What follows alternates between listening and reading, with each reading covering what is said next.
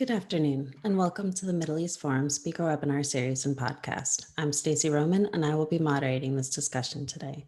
We're pleased to have Keith Rothfus, former Congressman for Pennsylvania's 12th Congressional District, join us to discuss the imperative to disrupt terror financing.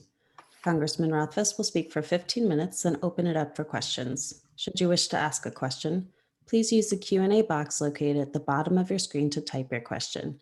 And with that, I will turn the discussion over to Congressman Keith Rothfus. Stacey, thank you. I hope you can all hear me okay, trying this technology from my home office in Pittsburgh, Pennsylvania. It's great to be with you and to be with the Middle East Forum. Very important topic we're talking about today, the importance of disrupting financing that goes to and from bad actors around the world. We saw this, of course, following the September 11th attacks 20 years ago now, and the importance of tracing funds, where they go, how they get into the hands of bad actors. And ever since, it's been a significant part of our foreign policy apparatus. If I could drop back a little bit and try to give you an outline of the infrastructure of how we track terror financing and the framework that has been put in place over the last few decades. Call it anti-money laundering 101, for lack of a better term. But our framework for squeezing the bad actors out of our financial system has been a work in progress for more than 50 years now.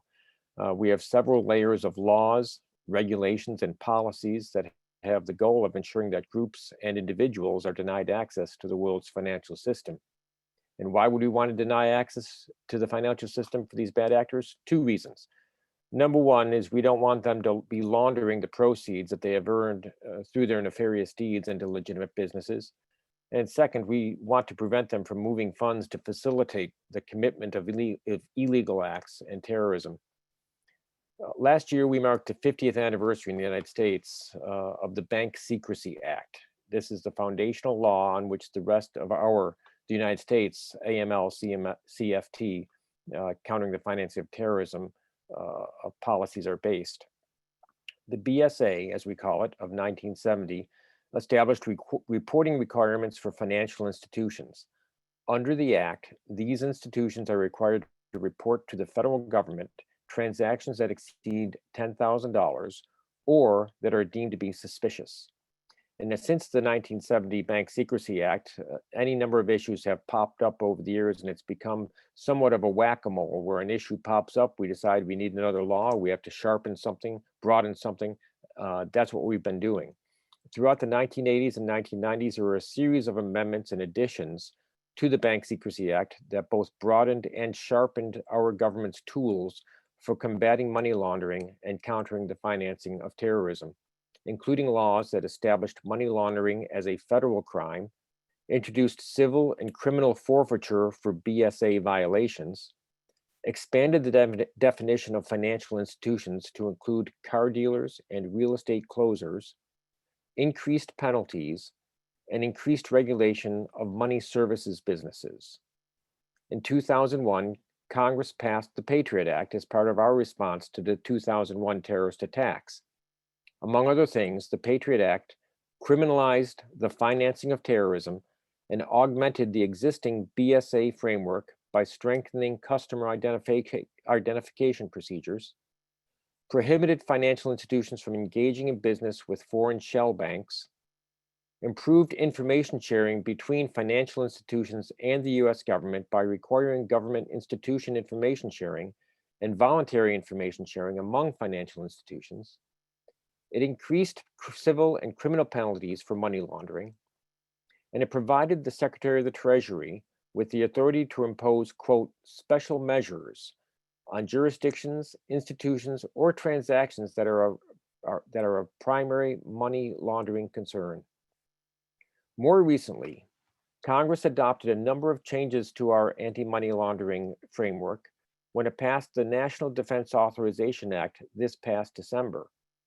Among the most significant changes in this piece of legislation were putting into the United States Code, our basic law, requirements on the disclosure of beneficial ownership of companies, the creation of a whistleblower program to protect those who report violations of the nation's AML-CFT laws, a directive for the Treasury Department to evaluate our current framework for currency transaction reports and suspicious activity reports.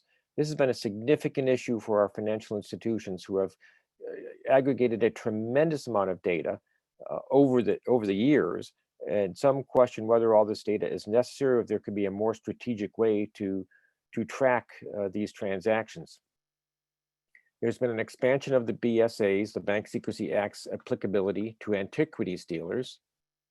The National Defense Authorization Act last December also amended various definitions that appear intended to capture virtual currencies and other non-traditional cash substitutes.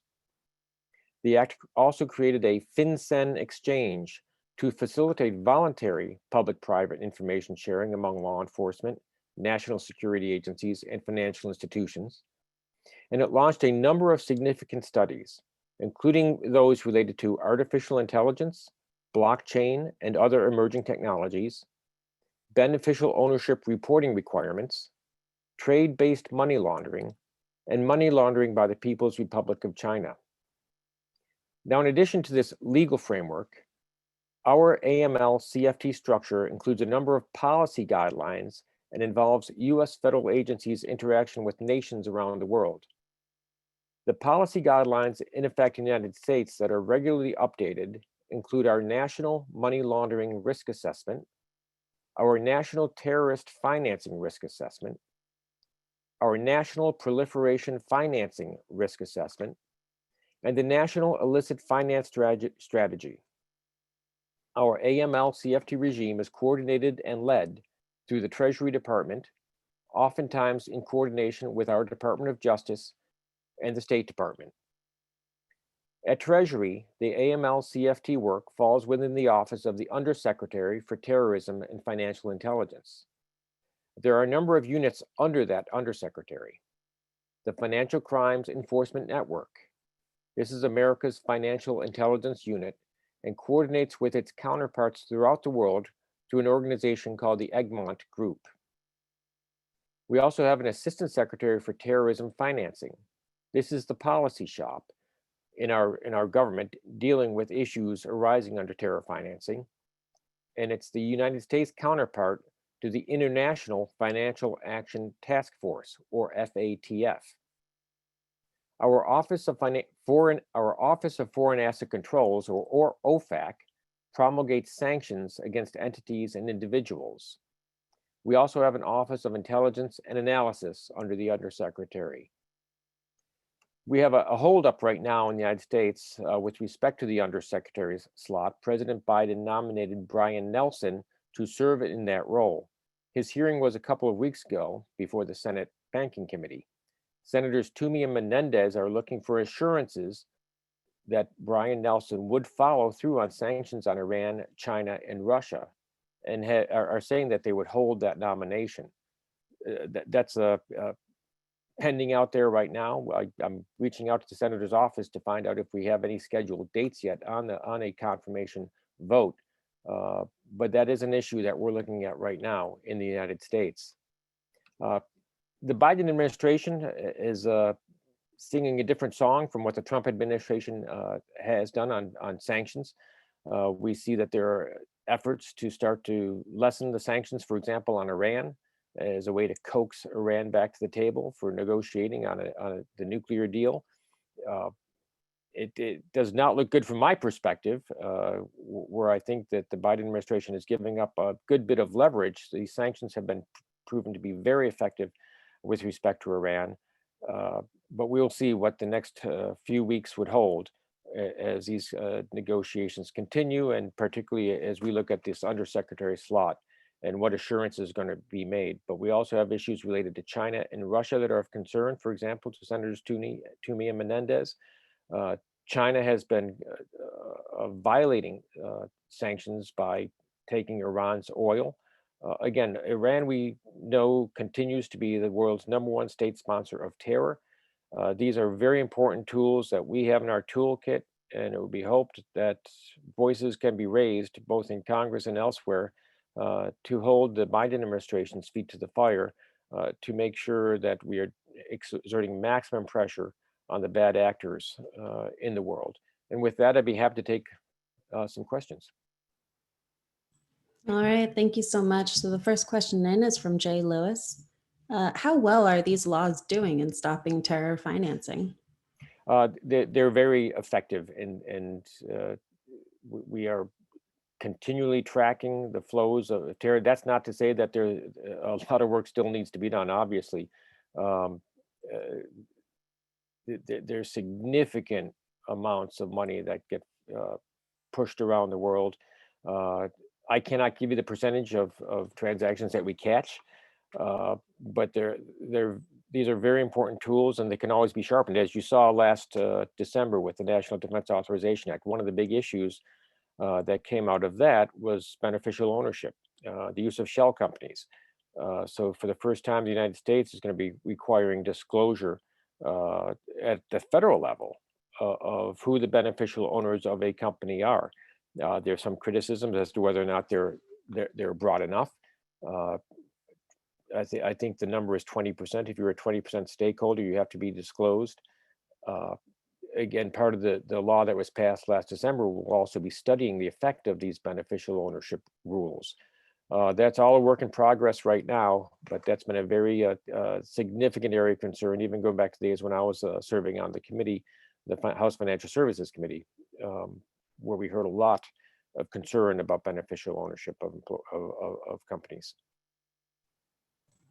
Thank you. So in regards to your last point on China violating the sanctions against Iran, what actions would be taken against them to stop that? Again, you would have to take a look at how our sanctions program works. We take a look at individuals and or entities that are deemed to be violating the sanctions. And the Office of Foreign Asset Controls is the unit within our Treasury Department that identifies these individuals. And then you're not supposed to be allowing these individuals and entities access to our financial institutions. And if they are, there are fines, and they should be enforced. Understood. So economically speaking, are these fines enough to stop this? They have been proven to be a deterrent. Are they enough of a deterrent? Again, take a look at what's happening. China is currently flaunting these. So I would suggest that maybe they're not enough, and we have to find other points of leverage. It would also help if we had an administration that was serious about bringing Iran back to the table. If they want to fall back to the Joint Comprehensive Plan of Action, which had any number of issues. One of the significant was the lack of anytime, anywhere inspections, and the ability of Iran to continue down the path to creating a nuclear weapon by allowing it to continue to have centrifuges. And even under the timeline that was in the original JCPOA, a lot of those deadlines would be approaching now anyway. That was one of the criticisms we had years ago, is that it did not stop Iran's path to nuclear weapons. And so, yeah, I think there is a lot of room to strengthen these sanctions that we have. Thank you. And in regards to the current administration, our question is, realistically, how much can we expect from terror financing when the Biden administration is determined to send aid to the Palestinians in violation of the Taylor Force Act, which will go to the coffers of Hamas and to the pay to slay program? Well, I think what you really have to do is put the pressure on members of Congress. We know that it's a divided Congress. In the Senate, we have a 50-50. Again, you look at Senator Menendez right now talking about holding up the nomination of a key undersecretary at the Treasury Department. If we want to exert our maximum pressure on the Biden administration, you have to do it through your representatives in the House and the Senate. And I would say that some of these senators are listening. They're getting the message. And if they're insisting that, for example, the new Undersecretary of Terrorism and Financial Intelligence put in writing that they're going to enforce sanctions, I think that's a good thing. It goes to the credibility of the Biden administration. And I would, on the House side, so you have the Senate 50-50, the House side, there's a bare majority of Democrats in the House right now, particularly in the swing districts. There are Democrats who are very concerned about terror financing. Um, and I think you need to make your voices heard with respect to these individuals. Thank you. And from Francois Lebon, how do you reconcile the benefits of sanctions directed at blocking legitimate uh, assets of cash from a country like Iran without depriving the country of its monetary resources to finance legitimate trade and programs for its citizens? When you have a country that's being the number one state sponsor of terrorism in the world, it's hard to imagine uh, uh, that fact having anything trump that fact. You want to put maximum pressure on a country like Iran. Look, if Iran wants to be part of the community of nations, it needs to stop exporting terrorism. It needs to stop its nuclear development. This is all in Iran's hands. So if they're experiencing difficulties as a result of the sanctions regime, it's on Iran. It's not on people who want Iran to be part of the community of civilized nations. Understood. Thank you. And are there any banking institutions that are outside of this government reach that terrorist financing are using? One of the issues that people are starting to pay a lot of attention to, and Secretary Yellen has talked about the use of cryptocurrencies. I've taken a bit of a look at it. There is more disclosure on some of these platforms than one realizes. It's not all impossible to trace. I've actually sat down with some investigators and watched to see how they can, with this open source blockchain, and you can identify who some of the actors are, and some of the platforms you can identify all the actors. Now there are some others that are more difficult to find out who's behind it, and that's all going to be subject of review under the National Defense Authorization Act from last December, looking at this new technology, these new cryptocurrencies, as it were, um, and trying to identify and bring into the sunshine, where these flows are going. Because again, you don't want to have areas where the bad actors can be shifting around their sources. One of the big areas that we've learned about over the years is this trade-based money laundering, where invoices would be inflated to hide the value of imports or exports. And it's a way that the Hezbollah, for example, has used to get money out of Latin America back into the Middle East. And do you think there will be amendments to the BSA, for instance, to counter this cryptocurrency use? I would think so. Again, there are a lot of people looking at it right now. People have been looking at cryptos for several years from a regulatory perspective, trying to figure out how we uh, don't squelch innovation and squelch the good and efficient use of these products without allowing them to be used for nefarious purposes. Thank you. A question from our audience. Can democratic countries win against autocratic countries such as China and Iran?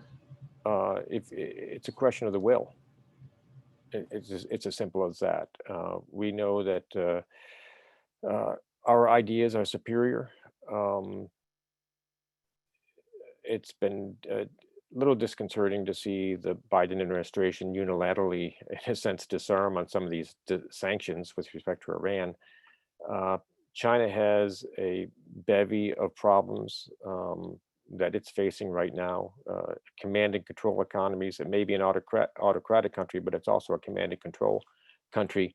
And inevitably that catches up with them. There are oversupply issues. Uh, Look what's happening in Cuba just this weekend. It's not just about COVID. The people of Cuba want freedom.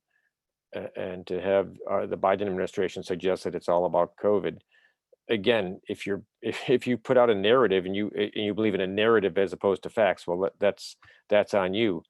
Uh, but we have to confront the autocratic regimes and put out our alternative, because it's a far more attractive one. China has been going around the world with its Belt Road Initiative, over the last decade, trying to get countries to sign on with it. Uh, but look at Hong Kong. Look at the threat to Taiwan. Uh, I think people are becoming aware of the threat that China is, and it's none too soon. Thank you. And with the U.S. pulling out of Afghanistan, will this have any effect on terror financing in any way? I think we need to watch Pakistan. And this is, you look at the 20 years we've been in Afghanistan, and why has it taken so long? Have we been as aggressive with Pakistan as we could have been? Have we been as aggressive with Iran, for example, as we could have been? The destabilization in Afghanistan has many fathers. Um, Again, you talk about it being the graveyard of empires, but over the last 20 years, we've seen Iran, we've seen the Pakistani intelligence, we've seen Russia, all have an interest in destabilizing that country. After the tremendous resources we put in, the tremendous loss of life our troops, the tremendous number of injuries our troops have sustained, and i- we need to keep an eye on Pakistan. We know along the border region that there are many terrorist organizations there. Has Pakistan done everything it could? I don't think so. Pakistan, Osama bin Laden was hiding in Pakistan for years. We still don't know where al-Zawahiri is. He was the number two and now the number one in Al Qaeda. Where is he? And does Pakistan know? Do Pakistani intelligence know? I think we can put a lot more pressure on Pakistan than we have. And so as we look at Afghanistan, you can't look at Afghanistan in isolation. You have to look at the surrounding countries and the interests they have. And again, I'm going to go back to Iran and what Iran has been doing with respect to Afghanistan. And it was in Iran's interests for the United States to be out of Afghanistan. And what have they been doing partly in the western part of the country? Um, so again, if you have people who are realistic about the bad actors in the world, and not buying into some false narrative, I think we'd be in a better spot. So you were explaining how this is really a global phenomenon with Iran using Latin America, for instance. How well exactly is the law enforcement sharing working for this policy? It's a challenge because you not number one, it's tough to track these groups and individuals to begin with. But when you have business interests, when you have um, one country wanting to cut a deal with another country and there's commercial interest involved, it becomes almost a Rubik's cube where you're trying to line up the colors on the right side uh, before you get everybody to go forward. Um, with respect to Iran, this never got enough attention. Years ago, actually, Politico ran a story during the negotiation of the Joint Comprehensive Plan of Action, the Iran nuclear deal, where we were tracking some relationships between Hezbollah and one of the Mexican drug cartels. But because the Obama administration was so intent on getting Iran to the table and getting a deal done, they backed off on the investigation of that connection between Hezbollah and the Mexican drug cartel. Uh, that's not in our interests, not at all. Uh, I think we can be much more aggressive with respect to the Mexican drug cartels, both now and years ago. Uh, but you ask, how are these agencies around the world working together? It depends. Yes, it's important to exercise diplomacy, but we should be exerting and exhorting our partners who believe in freedom, who believe in true tolerance, uh, that Iran and to an extent China are not our friends here. And that takes some moral suasion, some moral leadership coming out of Washington, D.C. It's not this, uh, you know, everybody's exceptional kind of mantra that you saw under the Obama administration, President Obama talked about, well, every country's exceptional. No, the United States is exceptional for a reason. It's the place that has really believed in God-given liberty and freedom, and the fruit of that has been uh, the most remarkable country the earth has ever seen. And so, in your opinion, what can Biden learn going forward in renegotiating the JCPOA from the Obama administration's Well, yeah, mistakes? well, again, does he even concede that there was mistakes in the or the Obama administration, or was everything that President Trump did a mistake? Well, I don't think new peace deals between Arab nations in the Gulf and Israel, you know, were bad things. I think they were good things, and they came about because of a constructive engagement on the part of America uh, with with new partners now in the Middle East with a realistic foreign policy. But when you give room for the Hamases of the world who think that one day Israel will no longer exist, I mean, this was the whole premise of of the Trump administration. Israel's going nowhere. Israel has a right to exist, and until players in the region, in the Middle East, accept that, uh, um, you're going to have trouble because they're grasping the Hamas, Hezbollah, whoever's over there, um, who would like to see Israel driven into the sea. It's not going to happen. And if you give any breath to organizations that believe that, then you stall the day of a true peace that can come. Thank you so much for that from Francois Lebonican. Do you consider that existing measures are sufficient to stop the rebirth of an ISIS type caliphate led by rogue military personnel? I think you have to. Yeah, I think we do. It's a matter of will. If we want to do it, if we want to exert pressure, influence, whatever you want to call it, on people in the region where ISIS would develop, then it can be done. Again, you look at how 4 years of the Trump administration did a good job of wiping out the territory that ISIS had held, uh, uh, taking it back from ISIS.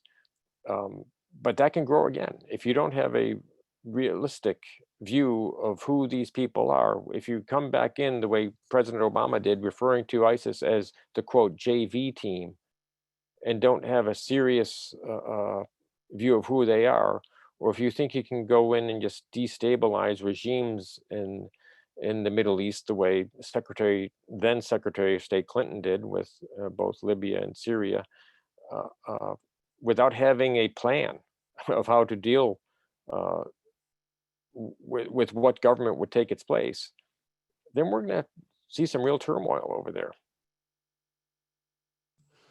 Yes, indeed. So, in our last few minutes here, what more, in your opinion, could be done to curtail terror financing? I think awareness is number one. I think we have to understand that there are bad actors out there who want to exploit the world's financial system. I think that we can do more to take a look at the connection between the narco traffickers and the terror groups. I think we go back to what Hezbollah was trying to do with the Mexican drug cartels. I think nowhere near the attention that's necessary has been put on the transnational criminal organizations like I think it's a Jalisco Nueva Generacion is one of the more uh, troublesome cartels in Mexico. Understand, over the last 20 years, 300,000 people have been murdered with impunity. Only 5% of the murders in Mexico are prosecuted. They have been exporting all of the heroin that we use in the United States. The lion's share of the fentanyl that comes from China comes through Mexico, through these drug cartels. Tens of billions of dollars sloshing around that financial system. We can be doing a lot better there. And then when you start to look at how the world's transnational criminal organizations and terrorist organizations may be working together, there's a lot of room to be working. Thank you. And do you have hope?